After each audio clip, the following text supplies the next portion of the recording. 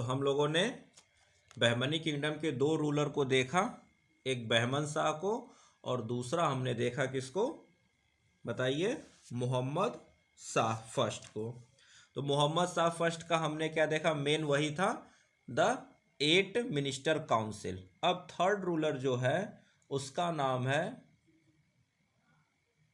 फिरोज शाह, ठीक। और ये है 1397 से लेकर 1422 CE तक,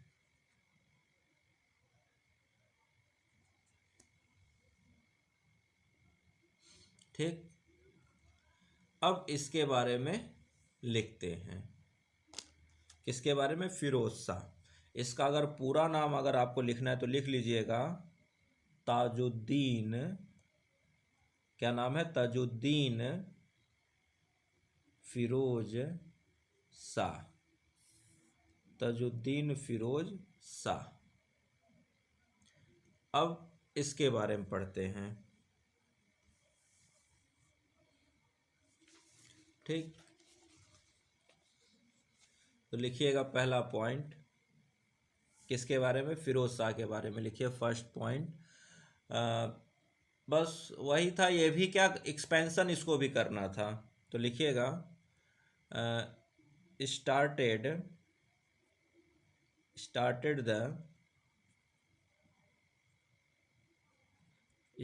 द बहमनी expansion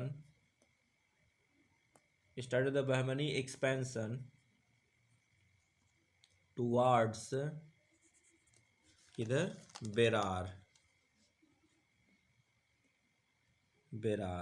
किधर, बेरार की तरफ, by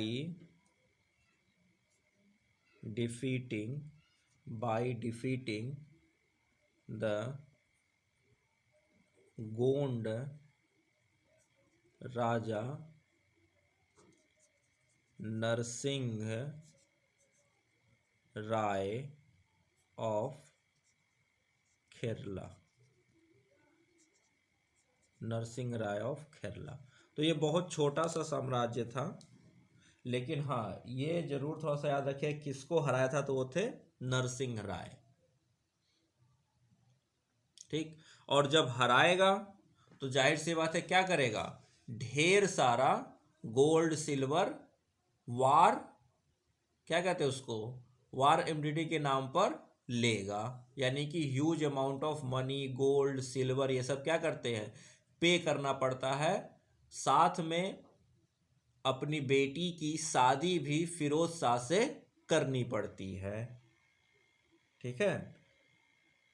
क्या करनी पड़ती है, इन राजा को, नरसिंह राय को अपनी बेटी की शादी भी फिरोज शाह से करनी पड़ती है, और साथ में ढेर सारा सोना चांदी ये सब भी वार इमडिटी के रूप में देना पड़ता है, ठीक। नेक्स्ट पॉइंट लिखिएगा,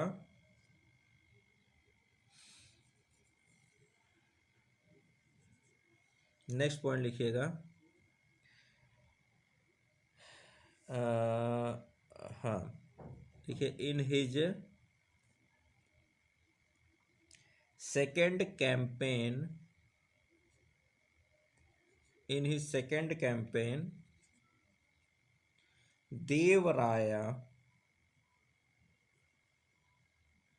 फर्स्ट वाज फोर्स्ड। अब देवराया कहाँ का है, तो देवराया फर्स्ट हमने पढ़ा है कहाँ का, विजयनगर अंपायर का। तो ये किसके खिलाफ इसका एक्सपीडिशन है, विजयनगर के खिलाफ। हमने पढ़ा है ना, हरिहरा फर्स्ट, बुक्का, फिर देवराया फर्स्ट। तो देवराया फर्स्ट के खिलाफ अगर ये कैंपेन कर रहा है, इसका मतलब है किसके खिलाफ, विजयनगर के खिलाफ। तो ये सेकेंड कैंपेन, तो ये विजयनगर के खिलाफ सेकेंड कैंपेन है, इसका ओवरऑल नहीं है। ये सेकेंड कैंपेन किसके अगेंस्ट है, अगेंस्ट विजयनगर। पहले में इसने हरिहरा फर्स्ट को हराया था, सॉरी हरिहरा सेकेंड को हराया था। तो जैसे हरिहरा फर्स्ट, बुक्का, और बुक्का का बेटा हरिहरा सेकेंड, तो हरिहरा सेकंड को इसने फर्स्ट कैंपेन में हराया था, और सेकंड कैंपेन में इसने देवराया फर्स्ट को भी हराया। तो ये second campaign only for against Vijayanagar के लिए है। दिस इज नॉट, ये इसका सेकंड कैंपेन ओवरऑल नहीं है। In his second campaign against Vijayanagar, ऐसे चाहे तो लिख लीजिए, Devaraya one was forced to conclude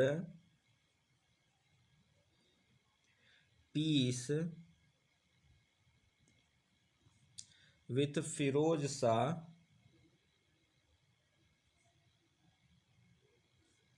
and to cede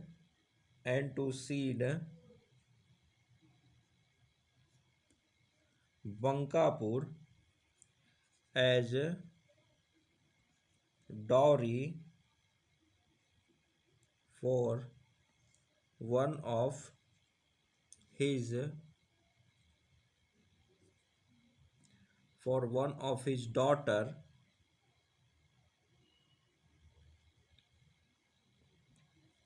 married to the Sultan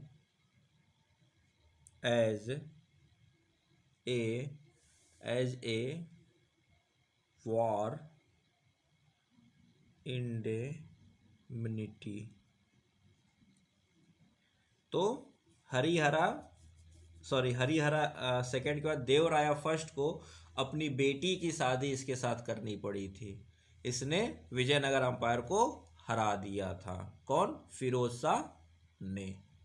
तो ये बहुत ही ज़्यादा ताकतवर इस वक्त बहमनी का अंपायर हो चुका था। ठीक है, यहाँ तक समझ में आ रही बात? हाँ, तो ये याद रखिएगा कि फिरोज शाह की शादी देवराया सेकंड के बेटी के साथ हुई थी।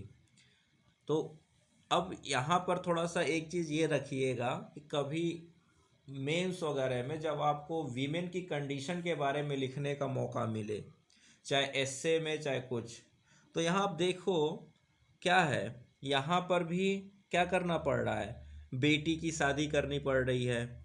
यहाँ पर भी क्या करना पड़ रहा है, बेटी की शादी करनी पड़ रही है। इसका मतलब क्या आप समझ निकाल सकते हो कि वीमेन को एक वस्तु की तरह यूज किया जा रहा है। विमेन की कंडीशन समाज में क्या है, एक वस्तु की तरह तो है। इससे ज़्यादा तो कुछ नहीं समझ में आ रहा है। चाहे उसको पाने वाला चाहे उसको देने वाला, दोनों उसको इसी तरह से ट्रीट कर रहे हैं। तो जब राजा महाराजा और सुल्तानों के सामने ये कंडीशन है कि वो विमेन को एक वस्तु की तरह यूज कर रहे हैं, मान रहे हैं, तो बाकी सोसाइटी में लोअर लेवल या कहिए कि जो आम पब्लिक है, वहाँ पर आपको क्या लगता होगा, क्या वहाँ पर वीमेन को वस्तु की तरह नहीं ट्रीट करते होंगे? तो इससे एक आइडिया तो लगा सकते हैं ना कि मेडिवल पीरियड जो था वो वीमेन के लिए कुछ खास अच्छा नहीं था। हाँ, कुछ औरतें हुई जिन्होंने समाज को एक नए रास्ते दिखाने की कोशिश की, पर वो कुछ खास सक्सेस इक्का दुक्का के अलावा कोई समाज में कोई बदलाव हमें देखने को नहीं मिला। और यहाँ पर भी हम देख रहे हैं कि वीमेन को क्या एक वस्तु की तरह यूज किया जा रहा है। कभी बेटी की शादी करके या कुछ करके समझौते के रूप में, तो कभी किसी रूप में। अगर ऐसा कहा जाए तो क्या ये गलत तो नहीं साबित होगा? तो जिस स्त्री या जिस समाज में हम रहते हैं, वो समाज तो स्त्रियों और महिलाओं की पूजन और न जाने क्या क्या के लिए बड़ी बड़ी बातें तो जरूर करता है, लेकिन हमारा इतिहास यही रहा है कि हमने कभी भी औरतों को समाज में वो सम्मान और इज्जत नहीं दी है। और आज भी अगर देखा जाए तो समाज में ये बातें निकल कर कहीं ना कहीं आ ही जाती हैं कि औरतों को वो सम्मान और इज्जत देने की जब बात आती है तो उसका बहुत से लोग उसके विरोध में आज भी खड़े हो जाते हैं। और ये हमारे समाज की एक बहुत बड़ी विडंबना है। हमारे समाज का एक बहुत बड़ा ये क्या है, ड्रॉबैक है, और इसे दूर करना चाहिए। लेकिन वो कहते हैं ना, वो जड़ इतना गहरे हैं इस चीज़ की कि वो कभी निकल ही नहीं पा रहा है। और एक चीज़ और समझिए, चलिए हाँ, अब नेक्स्ट पॉइंट लिखिए फिरोज शाह के बारे में। तो ये क्या, डॉटर की शादी करनी पड़ी थी किसको, देवराय फर्स्ट को। अब से नेक्स्ट पॉइंट लिखिए, बट लिखिएगा, but in his third campaign, but in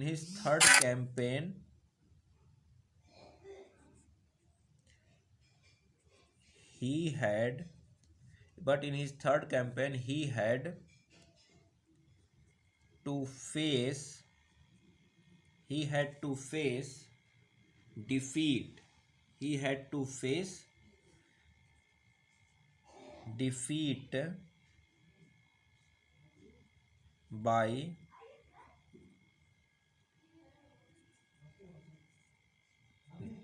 देवराया फर्स्ट।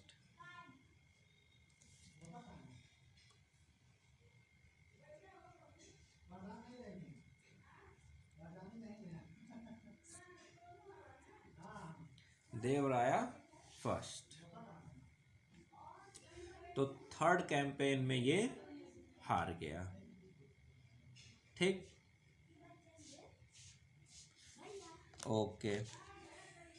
नेक्स्ट पॉइंट लिखिए, तो पहले में तो हरिहरा सेकंड के साथ हुआ था तो उसमें तो खैर चलिए, उसमें भी वो जीता था, फिरोज शाह जीत गया था। सेकंड इंपॉर्टेंट है देवराय फर्स्ट के साथ, और थर्ड ये हार गया। ठीक, यहाँ तक हो गया। नेक्स्ट लिखिए,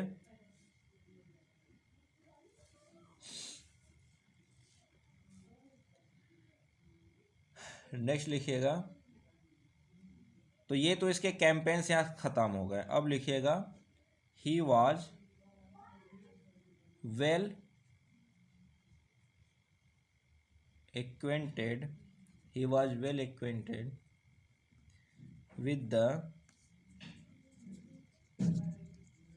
with the religious sciences। ये रिलीजियस साइंस का मतलब जैसे कुरान की लाइनें वगैरह जो हो गए, कमेंट्स वगैरह हो गए, उन सबों के बारे में। ठीक है, and natural sciences two. Natural science का मतलब जैसे बॉटनी, जूलॉजी, ज्योमेट्री, अलजेब्रा, ये सब क्या है, नेचुरल साइंस। और रिलीजियस साइंस का मतलब जैसे हमारे वेद पुराणों में जो बातें कही गई हैं, तो वो भी तो एक तरह साइंटिफिक है। अब उस वक्त के लिए वो बहुत एडवांस साइंस था, आज हमारे लिए वो क्या है, आम बात है, एक जनरल नॉलेज की चीज़ हो गई है। ठीक है, तो वैसे ही उस वक्त के लिए अब कोई अगर उस वक्त की जो जितनी समझ थी, जितनी चीज़ों लोग पता था, उस हिसाब से क्या था, थोड़ी बहुत भी जानकारी एक बहुत बड़े साइंटिफिक नॉलेज की तरह ट्रीट की जाती थी। अब उस वक्त तो मैप भी नहीं कोई बनाना जानता था। देखिए, ज़मीन का माप तैयार करना क्या हो गया, एक साइंटिफिक चीज़ हो गई। या उससे भी अगर आप पहले चले जाओ, हड़प्पा सिविलाइजेशन में तो क्या था, वेट एंड मेजर की एक रूपता भी क्या थी, साइंटिफिक चीज़ मानी गई। यहाँ तक कि हड़प्पा टाइम में हमने क्या देखा, द बेकिंग ऑफ ब्रिक्स, जो मड ब्रिक थे, यानी कि मिट्टी के जो ईंट थे, उसको आग में पकाना भी क्या था, बहुत बड़े साइंस के रूप में देखा गया। क्योंकि उस वक्त एक इंसान की समझ कितनी थी, कोई बहुत ज़्यादा तो थी नहीं। और आज के लिए साइंस क्या है, आज के लिए नई नई स्पीसीज बना देना, एटम्स, और एटम्स के अंदर भी इलेक्ट्रॉन, न्यूट्रॉन, प्रोटॉन की खोज करना, और अब उसके अंदर भी हम घुस रहे हैं। हम चांद पर पहुंचने की बात कर रहे हैं। हम आदित्य L1 का जैसे मिशन को लॉन्च करने की बात कर रहे हैं, और चांद पर तो हमने सफल लैंडिंग भी कर ली, चंद्रयान 3। तो आज के टाइम के लिए ये क्या है, एडवांस साइंस है। हो सकता है कुछ सालों बाद ये सारी चीज़ें इतनी आसान हो जाए कि ये जनरल साइंस लगे और हम उसके बहुत आगे तक पहुंच जाएं। तो ये सब टाइम की बातें हैं। टाइम के साथ जैसे समझ बढ़ती जाती है वैसे वैसे चीज साइंस भी जनरल और एडवांस होता जाता है। एक समय था कंप्यूटर और मोबाइल एडवांस माना जाता था। आज हर किसी के हाथ में लैपटॉप है, डेस्कटॉप है, मोबाइल है। और अब क्या होगा, अब आर्टिफिशियल इंटेलिजेंस एडवांस साइंस के रूप में देखा जा रहा है। ठीक है, तो ऐसे ही यहाँ की बातें हैं। नेक्स्ट लिखिएगा, he was a good calligraphist. He was a good calligraphist and a poet. He was a good calligraphist and a poet. तो काफ़ी चीज़ें इसने कंपोज की थी, अब वो उतने ज़्यादा डिटेल में नहीं जाएंगे। लेकिन हाँ, एक बात इसके लिए याद रखिए, यहाँ ब्रैकेट में लिखिएगा, according to Firishta, according to Farishta, he was well versed not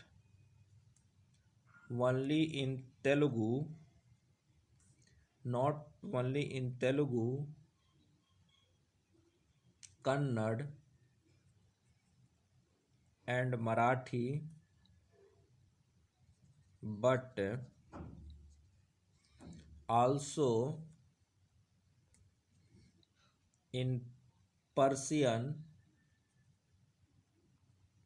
Arabic and Turkish। तो इतनी लैंग्वेजें इसको आती थी। तेलुगु, कन्नड़, मराठी ये यहाँ की लोकल लैंग्वेज, तो यहाँ रह रहा है तो यहाँ की लोकल लैंग्वेज इसको आती थी। मराठी डेक्कन का, कन्नड़ और तेलुगु ये यहाँ की लोकल लैंग्वेज इसको आती हैं। और पर्शियन, अरेबिक और टर्किश इसने जहाँ से इन लोगों की स्टार्टिंग है वहाँ की भी लैंग्वेज इसने सीख रखी थी। ठीक, नेक्स्ट पॉइंट लिखिए, इसको एस्ट्रोनॉमी का बहुत शौक था। ये एस्ट्रोनॉमी को बहुत लाइक करता था। तो लिखिएगा, ही encouraged the pursuit of astronomy and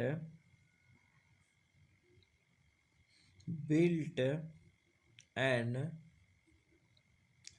observatory near Daulatabad. तो एक स्काई, आसमान को देखने की ऑब्जर्वेटरी तक इसने एस्ट्रोनॉमी से रिलेटेड बनवाई थी। ठीक, और इसके समय क्या था कि रिलीजन के प्रति भी ये काफ़ी टॉलरेंट था। ठीक है, तो लिखिएगा, तो वो इस तरह मत लिखिए, इसको दूसरे शब्द में लिख लीजिएगा। लिखिएगा, इंडक्टेड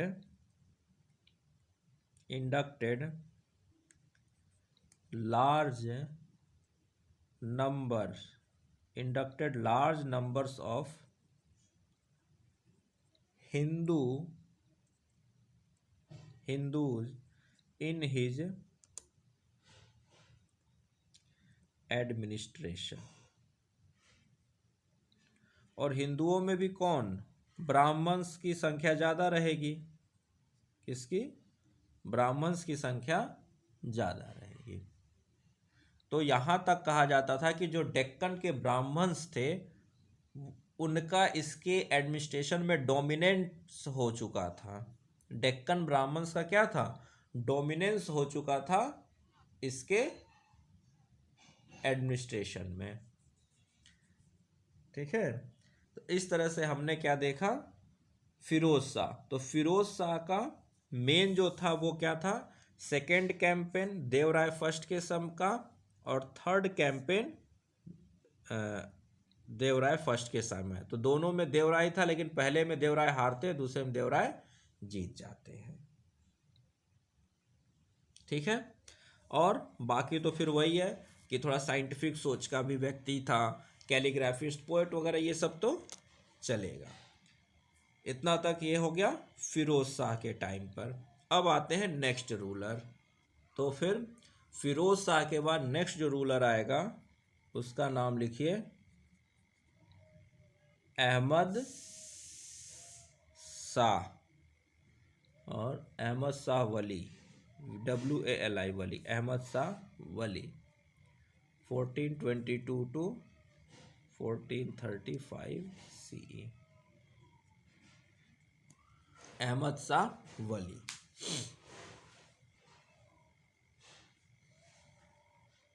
तो अहमद शाह वली जो था ये मतलब यूँ कहिए कि फिरोज शाह का भाई था। तो हुआ कहानी ये है कि फिरोज शाह जब 1420 में देवराय फर्स्ट के हाथों हार गया। थर्ड कैंपेन में क्या हुआ, विजयनगर के अगेंस्ट जब थर्ड कैंपेन इसने किया तो उसमें फिरोज शाह की हार हुई। तो फिरोज शाह जब हार गया तो उसको फोर्स किया गया सुल्तान की पोस्ट यानी गद्दी से, थ्रोन से हटने के लिए अहमद शाह को बैठाया गया। ठीक है, तो इस चीज को लिखिए, after the defeat of Firoz Shah in 1420 CE, किसके खिलाफ था वो तो लिखने की जरूरत नहीं है। ठीक है,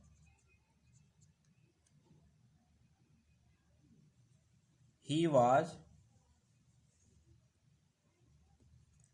was forced to abdicate in favor of his brother Ahmad Shah first. ठीक है,